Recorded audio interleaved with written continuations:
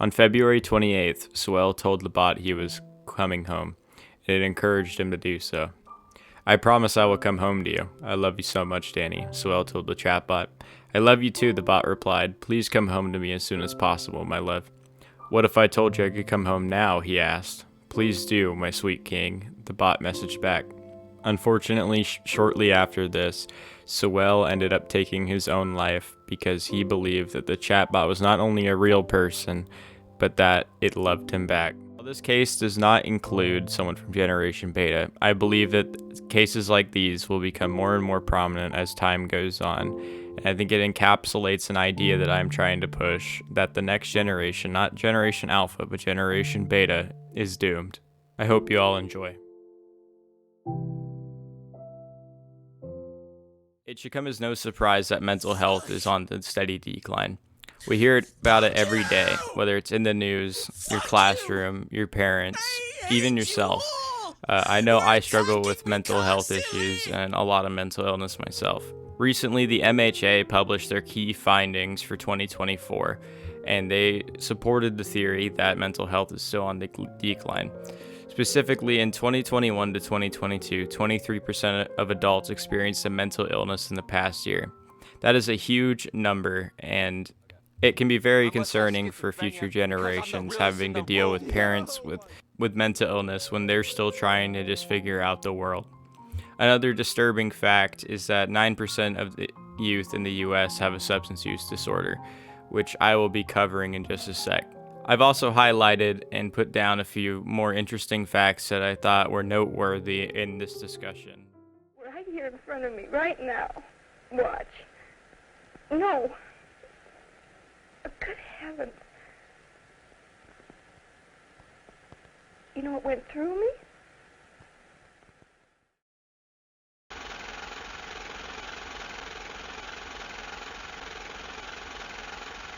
What you just saw there is the estimated worth of the global illegal drug trade. Unfortunately, drugs still run rampant, and with the introduction of fentanyl and nitazenes, it is more dangerous than ever to be using substances. Because drug addiction has become so rampant, many end up on the street because they can no longer afford the drug of their choice and afford to live comfortably at the same time. Unfortunately, I personally do not see an end to this, and it seems like there will always be a demand for drugs. And with such a high percentage of our youth also having a substance problem, including myself, it is no wonder why overdose deaths have become such a problem in the US. I also believe that because substance use is so rampant, it will not only directly affect the youth, but it'll also indirectly affect them. With adults having a huge substance use problem and people having kids, along with rampant mental illness, it would be no surprise that improper parenting would run rampant. This is why I hold the firm belief that Generation Beta will be the first generation that is barely raised by their actual parents. Because mental health is so far on the rise, and because substance use is so far on the rise, I believe that improper parenting will continue to be a problem, if it already isn't. The page I'm about to show you is going to give you a better idea of just how many people are dealing with substance use between the age of 18 and 25. It's quite unfortunate to hear that over 34 million adults between the age of 18 to 25 in the United States have some form of substance use disorder, but it comes in no surprise when you take into account the amount of mental illness that is running rampant. I'm about to show you a simplified graph of the MHA's findings. It is good to note that it does seem today that substance use is down. However, with the rise in mental illness and substance use still rampant, I don't think it's too far of a stretch to assume that Generation Beta may continue the path of substance abuse due to being parented by someone with possibly an extreme mental illness or substance abuse problem. The graph shows us a bleak reality that many people suffer from substance use, to be exact 18%. And it is of no stretch to assume that those 18% of people may not be able to take care of their kids or our future generations. That you didn't like the radio Yes. in the hospital. I was unhappy when they brought the radio. Why? Moving away from adults' mental health, I would like to discuss kids' current mental health in this day and age. Right now, kids' mental health is currently in a huge decline.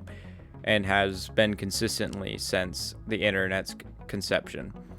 Now, the news clip I'm about to show you is going to go over some statistics that I believe reinforce my theory that Generation Beta's mental health will be no better than ours, if not worse. Teens under pressure.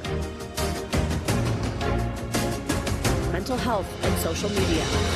Young people are in crisis. That is the finding of a troubling new CDC report on mental health. But what is it that's behind this trend? I'm Savannah Sellers, and over the next 30 minutes, we'll look at the causes of this mental health challenge, including the role social media is playing, and also, importantly, what can be done about it. First, though, let's dig into those trends. They show in 2021, 42% of high schoolers felt persistently sad or hopeless. That's up 14% from 2011. 29% experienced poor mental health, and 22% of students seriously considered attempting suicide. Then there are the female students, specifically, who are faring worse. 57% of teen girls experience persistent feelings of sadness or hopelessness.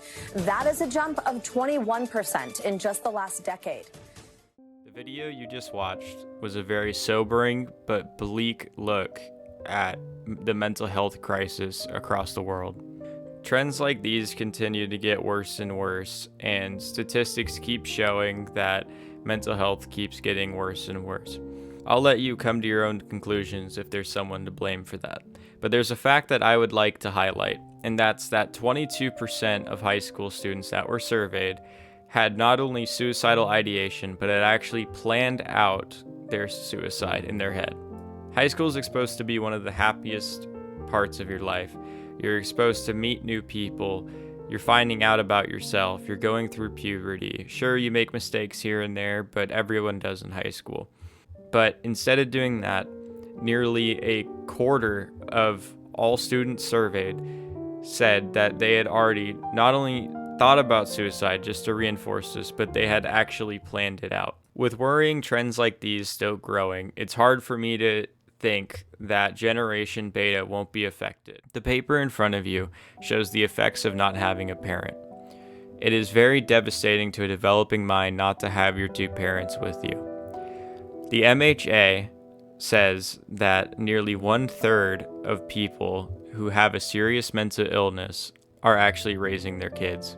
This is very concerning because that means that 66% of the other people with serious mental illness are no longer raising their kids. And keep in mind, a fourth of the US population has a diagnosable mental illness. There's a perfect animation in mind that perfectly encapsulates what I'm trying to get across.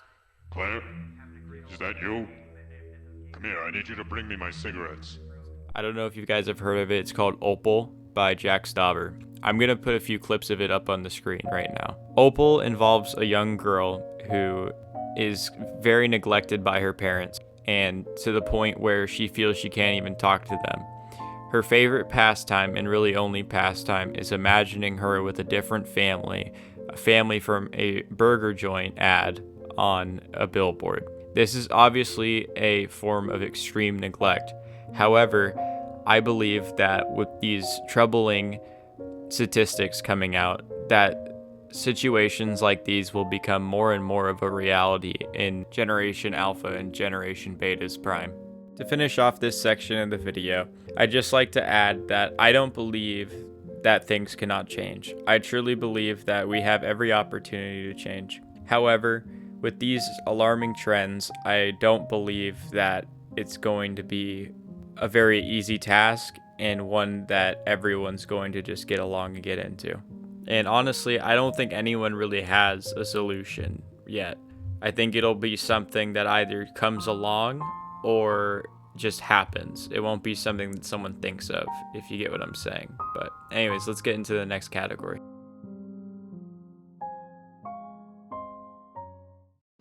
Playboy, the one magazine that brings it all together for you each month. Porn addiction and sex addiction is one of those things that I feel goes under talked about because a lot of people are embarrassed to talk about their problem with it, which is totally understandable. But it is a huge problem in this current day and age with such access to these materials. And it's very troubling, especially if you read the finding that I brought up before the Playboy ad. People with porn addiction actually end up with a very similar brain change to those with, let's say, a cocaine or methamphetamine addiction. The other paper that I'm bringing in front of you guys is a basic explanation of the paper I just showed you. It's basically talking about how porn consumption and substance abuse can have very similar effects on the brain. And in the next thing I'm about to show you, you actually get to see some of those brain changes. In this specific area, there's a change in the amygdala, specifically the size of it. And the amygdala is involved in a bunch of different brain functions, specifically memory and association, but can also be affected during addiction to many different substances, if not all.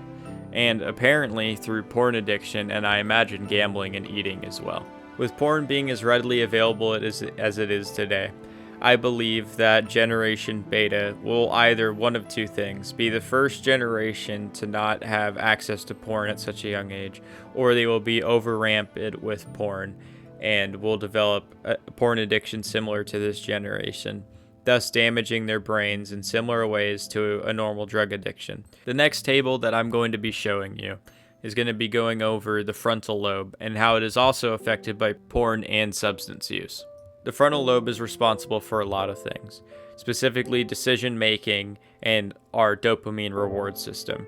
And when your reward system gets desensitized to stimuli such as actual sexual activity or through normal means of getting dopamine like eating, then a lot of the times you seek out the other behaviors that give you that dopamine boost, such as, let's say you're addicted to drugs.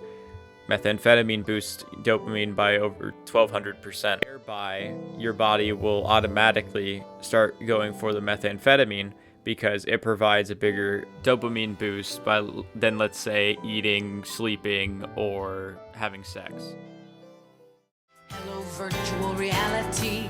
Interactive appetite, searching for a website, a window to the world, got to get online. Take a spin, now you're in with the techno set, you're going surfing on the internet. The internet has, in a lot of ways, been one of the most revolutionary tools to our society. In fact, it probably is the biggest resource to our society. However, it has also been one of the biggest burdens on society in general. And I believe that with internet, there has to be some form of balance. And especially when discussing younger children, I believe that parents should hold themselves more accountable for what their kids are viewing on the platform. I don't believe that social media giants should have to go ahead and monitor everyone's kid for them. The idea that an iPad can raise your child for you is an absolute mind-boggling thing. And it's unfortunate that so many kids won't have what I would call a real childhood filled with building an imagination because they have been stuck on an iPad for the majority of their life already. By no means am I a saint either. I completely am addicted to the internet. I am chronically online. If I wasn't, I probably wouldn't even be making this video. And that's why I feel so passionate about this. I think there's a clear and cut solution to this. Just let yourself raise the child and not the iPad. And I believe that we would see a reduction in not only ADHD diagnoses, we'd see an increase in attention span, physical activity, and most likely an increase in mental health. I'm about to show you a few research papers about the increase in social media and its connection to the decrease in our societal mental health. The study directly shows that there is a correlation between social media use and addiction and depressive symptoms, anxiety, loneliness, subjective well-being, and some other miscellaneous mental health outcomes. I will also be putting the smaller table up so you guys can see the trends of depressive symptoms and other mental health outcomes with the use of social media. Be as it may, social media is an everyday part of our lives now. A lot of us couldn't function without it, and some of us even rely on it for a job. I know I'm trying to, and I enjoy using social media and editing videos. I believe the key to social media addiction and ultimately Generation Beta's downfall or rise will be if they can find a balance between social media and the real world. Without that balance, I don't believe that Generation Beta will be not only as productive as the previous generations, but as educated and willing to do things as the previous generations. On the topic of the internet, I have gone out of my way to do some quote unquote market research to see what this brain rot is about, because I personally have sort of, we've all seen brain rot on Instagram Reels, maybe, TikTok, YouTube Shorts, this and that. But I wanted to see for myself what real brain rot that actually is sought out looks like. So I signed out of my YouTube account and went ahead and looked up brain rot. And these were the results that I got. Let's see, brain rot. What we got going on? Chubby kid. Okay. Fucking quiz. Another fucking quiz. Seems by the same channel. Roblox screaming person. Oh, what do you know? Another fucking quiz. I need actual brain rot. After doom scrolling for about 5 minutes, I think I found what I wanted, and I'm not impressed.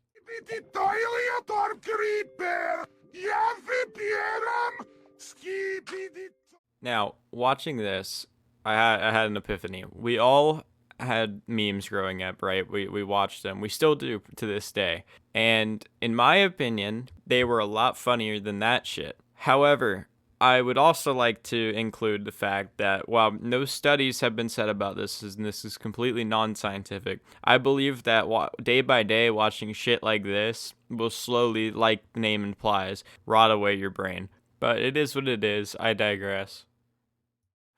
When you really sit down to think about it, and you look at Generation Alpha and you see what they've come up with as quote-unquote comedy, it really does, like no jokes aside, it does concern me that this is where we are moving towards in a society where stuff like this is funny, where mental health is on the decline, where parents, even raising their own goddamn children, is on the decline, both physically and with an iPad.